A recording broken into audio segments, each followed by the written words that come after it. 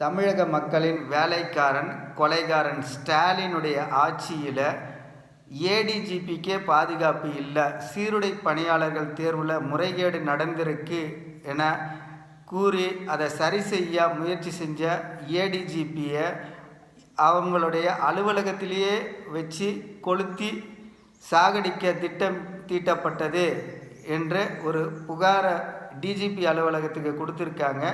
ஆனால் கொலைகாரர்களை எப்போதுமே காவல்துறை காப்பாற்றும். அது காவல்துறையில் இருக்கும் நபர்கள் கொலை செய்யப்பட்டாலும் கொலைகாரர்களுக்கு துணையாக நிற்பது காவல்துறையின் கடமை என்பது போல் டிஜிபி அலுவலகம் அங்கே கொலை முயற்சி நடக்கலை அப்படின்னு ஒரு ஆவணத்தை உருவாக்கி அந்த வழக்கை முடிக்கிறாங்க. இதுதான் கொலைகாரன் ஸ்டாலினுடைய ஆட்சி. இந்த அவல ஆட்சி அகற்றப்பட வேண்டும். மக்கள் அதற்கு தயாராக வேண்டும்.